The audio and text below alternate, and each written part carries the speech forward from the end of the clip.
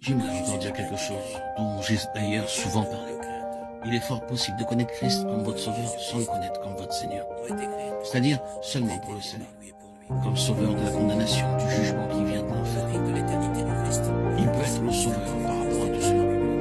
Mais cependant, combien plus la connaissance de sa personne peut être révélée. L'écart est bien souvent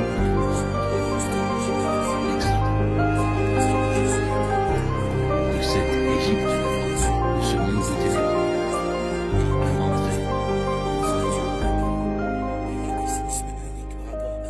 spirituelle, une entrée rapide en Christ. Il y a bien du chemin à parcourir entre ces deux états. De nombreux chrétiens sauvés depuis bien des années ont un jour entendu le message de Dieu et ont saisi la portée de Jésus-Christ comme leur Seigneur.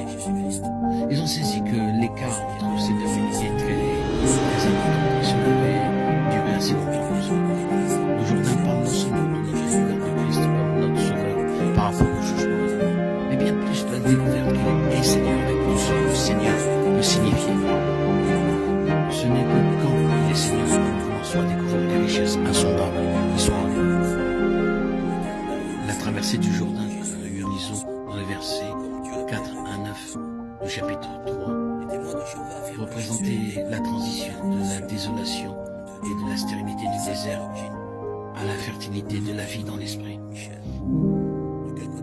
Israël avait tellement vécu en eux-mêmes dans leur propre vie. La vie naturelle avait eu un tel ascendant sur eux-mêmes. Leur propre intérêt, les avantages ou les désavantages personnels avaient occupé un tel espace dans leur horizon. Si les choses par rapport au dessein de Dieu n'étaient pas faciles, mais étaient contraires à leur propre nature, ils étaient pleins de murmures. Si les choses allaient bien, alors bien sûr, ils étaient assez portés tout naturellement à se réjouir. Ils étaient sur la base naturelle d'un côté comme de l'autre. Ils étaient naturellement réjouis parce que les choses étaient faciles et ils étaient aussi naturellement murmurateurs parce que les choses étaient difficiles. C'était la vie naturelle, ce désert stérile qu'il y avait en eux, un désert extérieur, mais aussi intérieur. Désormais, le Jourdain met un terme à tout cela, typifiant la transition de la vie naturelle désolée et stérile dans la chair vers une vie dans l'esprit.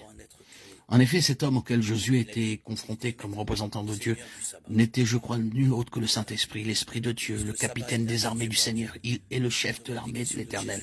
Josué 5,14. Il s'appelait ainsi lui-même.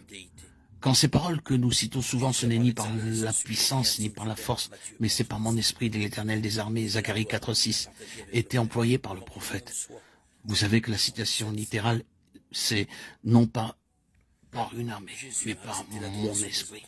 Ici donc, nous avons le capitaine des armées du Seigneur, l'Esprit, et à partir de ce moment, il va exercer sa charge. Quel résultat il obtiendra? Il y aura la vie dans l'esprit. Oui, désormais il y aura de la fertilité, non pas une vie sans chute ni erreur, car ces choses arrivent, mais une vie ajustée à l'esprit. Cela devait être une vie de progrès, une vie d'accroissement, une vie d'enrichissement constant, une vie leur permettant d'entrer dans leur héritage. Toute bénédiction spirituelle dans les lieux célestes en Christ. Éphésiens 1.